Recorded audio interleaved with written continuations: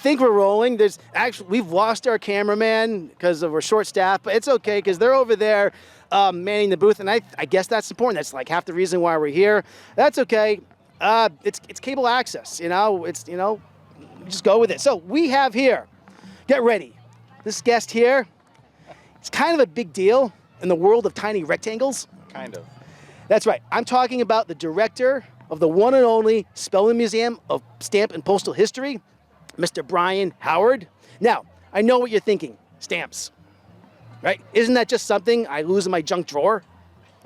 And the answer is no.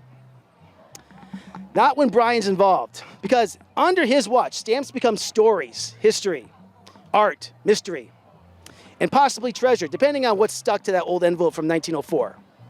As director, Brian oversees one of the most unique museums in the country, where every exhibit is smaller than a slice of bologna, but somehow packed with global intrigue, unsung heroes, and more presents than a public school textbook. He's a master of curation, a champion of philately. That's stamp collecting for you people that don't know Latin. The only man alive who can talk about postal history and make you feel like you're in an action movie. Please welcome the guardian of Weston's most uniquely fascinating institution, Brian Howard. Welcome to the show. Thanks, Nathan. I am not Nathan. I'm mistake me for Dale Harrington. Sorry, Dale. All right. My bad. I know this guy that looks exactly like you. Oh, that's weird. My doppelganger's out there roaming Weston. Yeah. It's so bizarre. Well, I don't think I have to say much of anything because you've pretty much said everything. All right. And then some. Well, thank you for being a guest. There's other important people, but I do want to ask you a couple questions that might not know. So, Brian, what is it that you do? That's kind of a loaded question. You got a minute. Okay. I guess in a nutshell, I run the one of two philatelic museums in the United States, located right here in Weston. And I've been doing this type of work for about 30 years now, and my job is to make sure that the Spellman Museum is popular, has good programs, runs efficiently with motivated volunteers, and has the resources necessary to sustain itself for another 60 years like we have for the last 60. So that's my job. So do stuff that keeps the lights on. Excellent. So why do philatelists, is that the right word? Philatelists. Philatelists. And it took me a little while after I started to get the pronunciation right, but yes. So why do philatelists collect stamps and not just send text messages like normal people? Because there's something inherent to stamps that you can't have through electronic communication. Stamps are really they are miniature works of art. They are a reflection of the entity that produced them. Most times, of course, that is a government, a country, and stamps show what is important to that stamp creating entity at any one time in its history. So really, in your hand, they are a mini history lesson. They are instructional in terms of a country's culture, its values, its what's important to it, and that's important regardless of whether people use stamps or not. It's important for us to preserve that because it tells a great story, and that's what we're all about at the museum, is about telling stories. Okay, so does working in a stamp museum ever make you feel like you're slowly becoming a stamp, like quiet, flat, and strangely adhesive to bureaucracy? Interesting question. I don't think I'd have to work in a stamp museum to feel like that, but this has certainly exacerbated that feeling. I see. So you have a relationship with these guys over here at Weston Media for a while. What do you do with them? We try with Weston Media to get the word out about not only the Spellman Museum, but about the importance of stamps and postal history, whether they're here in Weston or anywhere else around the world. We have a unique collection. We have things from Tip O'Neill. Did you know that he was Speaker of the House from Massachusetts? Did you know that he was a stamp collector? No clue. We have Tip O'Neill's collection. We have materials from Franklin Delano Roosevelt. He's got the tunnel. That's the guy. Yeah. That's the guy. Yep.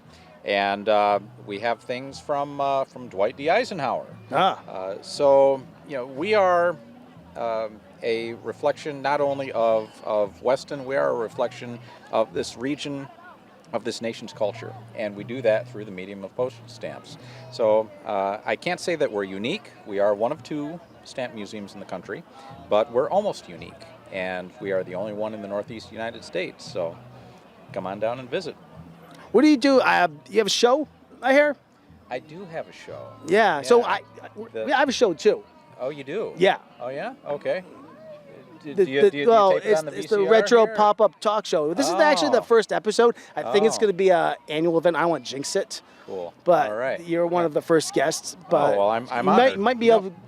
Well, I've done a lot of shows, but this is the first one doing this one. Okay. So they've never lasted more than like a couple episodes. Things Okay, kind of fall well- apart. But any well, tips good. on a show that lasts like more than like a month? Keep people interested. Keep it relevant. I think I can. Okay. You know, you've got a background in this, so, and talk with your doppelganger, Nathan. Okay. You know, Okay. you know, he's helped us out so much, and the show that we have, the Spellman Spotlight, is an opportunity for us every month to get out to the public and tell people all about the Spellman Museum and the value of stamps and the museum's place in Weston as a part of our local culture. So I Just, might have to keep it check it relevant. out. I don't really have time to watch anything other than Knight Rider reruns, but I'm going to see. I'll look at it at you're some watching point. reruns? I thought that was Yeah. still on. No. No. I have all of them on tape, actually. Okay. Yeah. Okay. So, would you say that being featured on Weston Media has helped more people discover the museum? No doubt. Or No are they doubt. just wandering in looking for the post office? Nope, no doubt. The spotlight gives us the opportunity to get out to a mass audience. On the Regis College campus, yeah, Wellesley Street, which we're just off of, is a pretty busy street, but not everybody's going to be driving through, and those that do drive through, not everybody's going to see our sign. But we have an opportunity through the Spellman Spotlight and the Weston Media Center to get our word out to thousands of people. And the value of that is not something that we can get using any other medium. So I'm real happy to be a part of it. Sounds like you're a pretty big deal with this. Would you say you're the Ryan Seacrest of philately?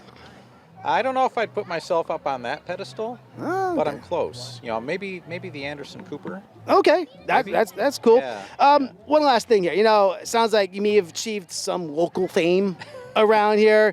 When was the moment you realized you achieved that? Was it when you were at the bank or at Brothers Marketplace? You know, would someone come up to you and say, "Hey, you look like the guy that they were looking for when they were looking for the select board meeting"? You know, when was that moment? Well, believe it or not, that has happened a time or two. It's like I've seen you on TV. I'm like, yeah. Oh, the spotlight. So Okay. yeah, it's funny. It's just, you know, it's just a great opportunity for us to get the word out, and I'm glad to be a part of it, and I'm glad to have the support of the Weston Well, Media Center. I'm glad you're finding some fame and fortune with this whole opportunity. Oh, All I'm right, finding fame. Okay. Fortune, that's No. a different. All right. That's a different Well, question. it's a double-edged sword. You get too famous, you know. Yeah, You know, true. there's Then there's people start coming there's a with their backside. hand You out know, to you. look what Yeah. happened to those like kid actors. You know, it's True. like you end up in some dark places. So we True. don't have to talk about that now. All right. So Brian, you've been a great guest, but before you leave, everybody on here gets Yep. an opportunity to win a prize. Okay. And this is my grandmother's tin. Cool. Used to have butter cookies in here back in the 80s, but we ate them a little while ago last Okay. week. But here we go. Oh, there's only one left here, so that means that there's the only one here. You probably are gonna be the best one here. Okay. So Here we go. right. What's it gonna be? what is it going to be? Let's see. Rubik's Cube solved by Steve Grogan. Oh my God, that is like the All Motherlode right. prize. All here it is, and not only that, there is It's been a certificate of authenticity. Oh, here it is. Excellent. Excellent. It was solved on September 18th, 1986. Issued by the Department of Dale Affairs. Love it. Now, here's the All thing. right. It was solved. It may have been unsolved I because see I played that. around with it. I couldn't help it. Yeah. But it was solved at one time. And be very proud of that. Very cool. That is like, well, you know, He was the Tom Brady before Tom oh Brady. my God, he was no pretty boy. You know, he would Oh, like yeah. dive. He was like a linebacker that threw a ball, and he would dive right into, Back- you know, back when football was football. naked bootlegs. He would do Yep. quarterback sneaks. Oh man, that was Yeah, that was the who was day. his running back? Uh, Sam Cunningham. Sam Cunningham. Yep. He had Tony Collins. John Hanna blocking John Hanna blocking for him. yeah. You threw to like Irving Fryer, Yep. Stanley Morgan. Oh, those were the days. You know, if it wasn't for the 85 Bears, we'd be wearing matching Grogan shirts. Yeah. True. Yep. I agree. I agree. So, All right. thank you so much, Dale, Brian, thank you for being so a much. guest. Whoop, All I right. dropped the cube. That's precious cargo. I fumbled. The cube. Grogan wouldn't do that.